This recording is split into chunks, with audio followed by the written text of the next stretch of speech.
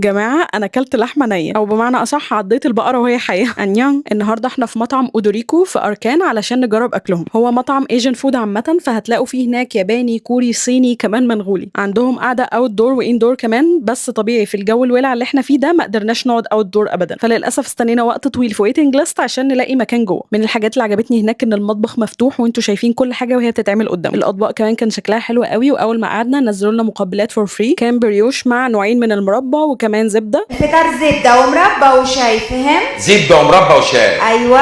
هو دي الكونتيننتال؟ بجد البريوش كان طعمه حلو قوي وفلافي، فيلا بينا نخش على الطبق اللي بعده. اول حاجه طلبناها كانت المنجوليان بيف، وكان جاي معاها رز بالشكل ده، بجد كان طعمها تحفه وكانت متبله صح فعلا. تاني حاجه طلبناها كانت البيف مشروم اودن نودلز، وبجد دي كانت برضو حلوه جدا، طعم اللحمه كان قريب جدا من المنجوليان بيف، والصراحه كانت 10 على 10. هما تقريبا مستخدمين نفس التتبيله او حاطين الزنجبيل والثوم في اغلبيه الاطباق، فطعمها بجد حلو وطعمها فعلا ايجن. الطبق اللي بعد كده كان ستير فرايد تشيكن نودلز، برضو كان حلو جدا، ودي اول مره طبق تشيكن يعجبني اكتر من البيف. بجد النودلز كانت حلوه جدا وتتبيله الفراخ كمان كانت حلوه قوي. نيجي بقى للحمه النيه اللي انا جربتها، ودي كانت البيف تاتاكي، وكل ما اجي اقول اسمها اقول تاتاكاي بس اطمنوا هي بتبقى مستويه، بس بيبقى تسويتها رير. بس يا جماعه فيها كميه اطعمه مش طبيعيه، من الترافل بونزو للاونيون بيوري والتشيلي اويل، بجد كل حاجه كانت منسجمه مع بعضها وكانت حلوه جدا، بس للاسف كان البورشن قليل جدا، يعني انا ما كنتش متخيله الطبق هيبقى كده، وقلنا اكيد مش هنمشي غير لما نجرب السوشي عندهم. فجبنا نينجا ستارز كومبو، وده كان شكله كان مزيج ما بين الرو والفرايد، بس الرو اكتر حاجه. الصراحه النيجيري ما كانش احسن حاجه، حسيت ان كواليتي السمك كان ممكن تبقى احسن من كده، بس كتفضيل شخصي كان السالمون احسن من التونه. بعد كده جربت بقيه الرولز. الصراحه كسوشي عامه هو مش احسن حاجه في السوشي، مع ان هو المفروض تخصصه اصلا سوشي، بس انا عجبني الاطباق التانية احلى بكتير من السوشي اللي اتقدم. الهوسو ماكي تونه برضو ما كانتش افضل حاجه، فبصراحه يعني